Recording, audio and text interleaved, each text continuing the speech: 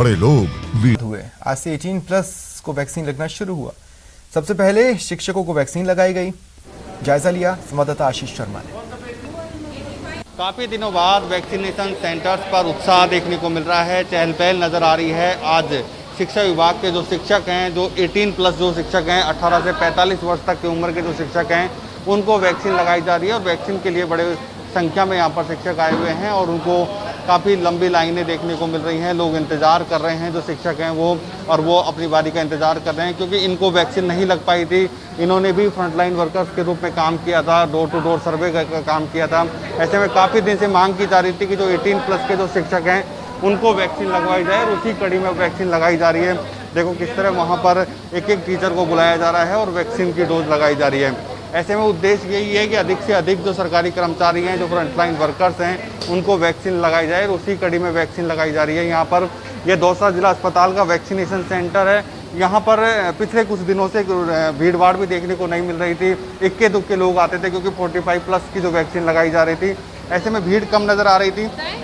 लेकिन अब यहाँ पर काफ़ी भीड़ नज़र आ रही है और वैक्सीन लोग लगवाने के लिए आ रहे हैं। यहाँ पर एक एक शिक्षक को बुलाया जा रहा है और शिक्षकों को वैक्सीन लगाई जा रही है। जो पहले की बात करें तो पहले जब 18+ को जब वैक्सीन लगाई गई थी तब काफ़ी भीड़ उमड़ी थी, सोशल डिस्टेंस की धज्जियाँ उड़ी थी। लेकिन बीच में जब 45+ को वैक्सीन लगाई जा रही थी तब यहाँ पर जो लोग थे वो कम आ रहे थे। ऐसे में अब वैक्सीन वापस लगाई जा रही है 18+ को और उसी कड़ी में यहाँ पर वैक्सीन लगाई जा रही है। हमारे साथ यहाँ की प्रभारी है। मैडम, किस तरह की आज कार्रवाई की जा रही है?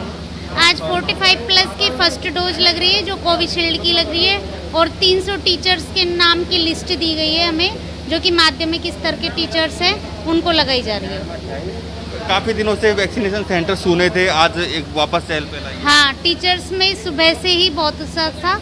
ये खुलता 9 बजे से है, लेकिन यहाँ पे भीड़ 8:30 बजे से ही लग गई थी। जो वैक्सीन का उत्साह जो शिक्षकों में देखने को मिल रहा है, वो भी काफ़ी अच्छा एक संकेत दे रहा है कि आगामी दिनों में जो वैक्सीनेशन का कार्य है वो तेजी से चलेगा। आशीष शर्मा, न्यूज़ 18, दौसा। कोटा में कल से रोडवेज की बसें शुरू हो रही हैं। 32 रूटों पर 30 बसें चलेंगी। पिछले कई दिनों से बसें बंद थीं। इस वजह से रोडवेज को रोज 10 लाख रुपए का नुकसान हो रहा था। संवाददाता ओम प्रकाश ने आज बस डिपो का जायजा लिया। पिछले करीब 50 दिनों से थमे हुए पहिए फिर से चलने लगेंगे। कल से कोटा में रोडवेज की बसें शुरू होने वाली हैं। कोटा डिपो में बंद पड़ी रोडवेज के मेंटेनेंस का काम लगभग पूरा हो चुका है। अभी हम खड़े हैं कोटा रोडवेज डिपो में, जहां आप देख सकते हैं ये जो बसें हैं, तमाम तरह की जो बसें हैं, करीब 98 बसें हैं, उनका मेंटेनेंस का काम लगभग पूरा हो चुका है और 32 रूटों पर कल बसें चलाई जाएगी।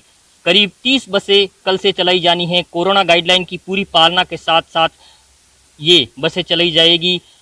पिछले करीब 50 दिनों से बसें नहीं चलने के कारण प्रतिदिन रोडवेज डिपो को, कोटा रोडवेज डिपो को 10 लाख रुपए का नुकसान आंका गया है और अब 10 तारीख से ये रोडवेज के जो थमे हुए पहिए हैं फिर से चलने लगेंगे।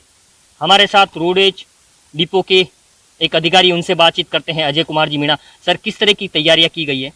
हमारे द्वारा वाहनों का कंप्लीट मेंटेनेंस हो चुका है, सभी वाहनें सैनिटाइज भी हो चुकी है और हमें कल से 32 रूटों पर वाहनें देनी है, जो कल से हम संचालन के लिए पूरी तरह से तैयार हैं। क्या बोलता है, पहले की तरह कोरोना गाइडलाइन की पालना के लिए यात्रियों के लिए क्या क्या इंतजाम किए गए हैं? कोरोना गाइडलाइन के अनुसार तो अभी 50% ही यात्रियों को बिठाया जाएगा, क्या बोलते हैं, और उसके बाद में देखिए आगे क्या बोलते हैं, मुख्यालय से क्या आदेश आते हैं, क्या बोलते हैं। तो कुल मिला के ये कहा जा सकता है कि कोटा रोडवेज डिपो में करीब 98 बसें हैं। उन तमाम बसों का मेंटेनेंस का काम पूरा हो चुका है और कल से ये बसें 32 रूटों पर बसें चलेगी और विशेष तौर से इसमें यह व्यवस्था की गई है कि जितनी बस में सीट होगी उतने ही यात्रियों को बस में लिया जाएगा और कोरोना गाइडलाइन की पूरी पालना करवाने के लिए कोटा डिपो ने विशेष इंतजाम किए हैं। कोटा से न्यूज़ 18 राजस्थान के लिए ओम प्रकाश मारू। और अब बात अस्पताल की लापरवाही की। मरीजों को दी जाने वाली दवा, इंजेक्शन की बड़ी खेप कचरे के ढेर में मिली। पहली तस्वीर चौमू की, यहां कूड़े के ढेर में दवा मिली और दूसरी तस्वीर कल की है, झालावाड़ में सड़क किनारे मेडिसिन।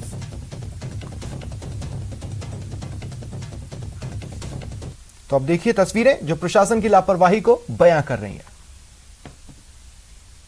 कोटपुतली के चौमू से हैरान करने वाली तस्वीरें सामने आई हैं। इन तस्वीरों में आप देख सकते हैं कि किसी ने बड़ी लापरवाही से बड़ी संख्या में दवाइयों को खुले में फेंक दिया है।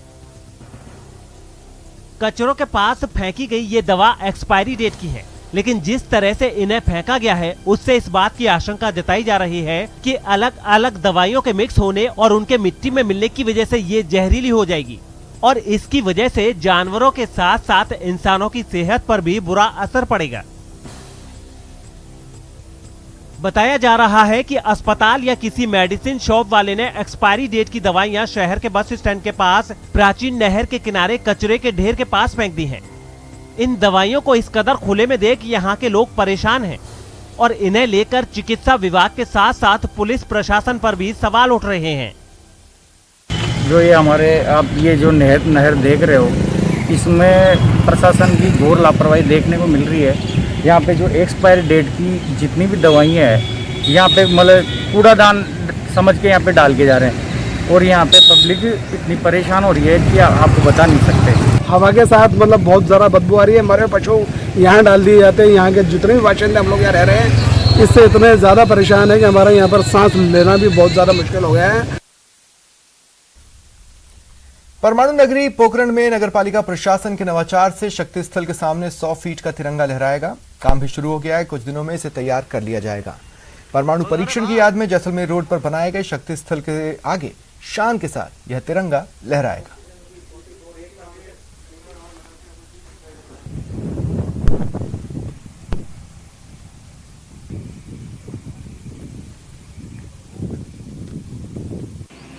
ये पोखरण शक्ति स्थल के रूप में प्रसिद्ध है।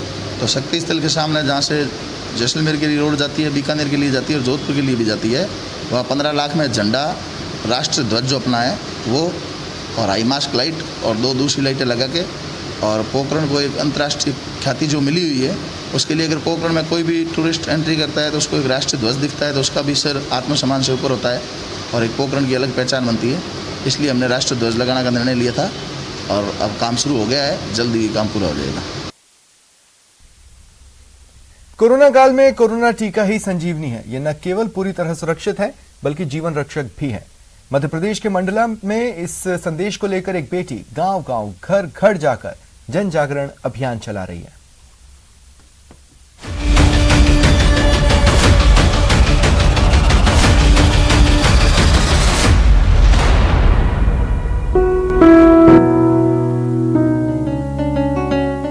कोरोना टीका है जरूरी, गांव-गांव, घर-घर ये संदेश। टीका है संजीवनी, लगवाया क्या? मध्य प्रदेश के मंडला में नैनपुर की रहने वाली वंदना टेकाम की दिनचर्या में कोरोना टीका अभियान शामिल हो गया है। वो रोज घर से निकलती हैं और गांव-गांव, घर-घर जाकर लोगों से टीके को लेकर जानकारी लेती हैं। जिन ग्रामीणों को टीके को लेकर कोई शंका होती है तो वो उन्हीं की भाषा शैली में उसका समाधान भी करती हैं, जिससे लोग टीकाकरण के लिए प्रोत्साहित होते हैं। टीका को लेकर ये भ्रम है कि भाई टीका लगाने से लोग मर रहे हैं, तो ये इस भ्रम को दूर किया जाए और टीकाकरण के प्रति एक जागरूकता आए गांव वालों में और टीकाकरण केंद्र तक पहुंचकर वो स्वयं टीका लगवाएं।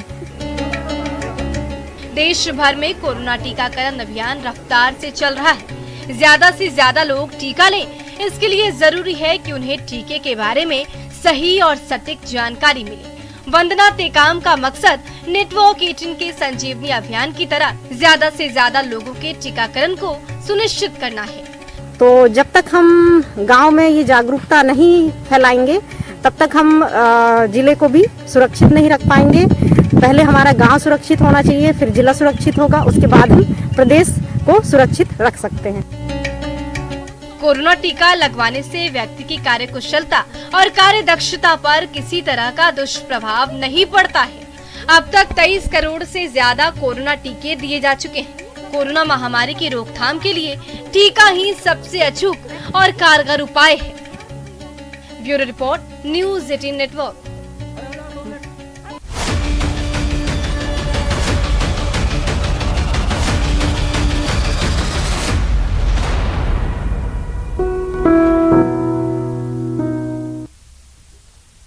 फिलहाल इतना ही, नमस्कार।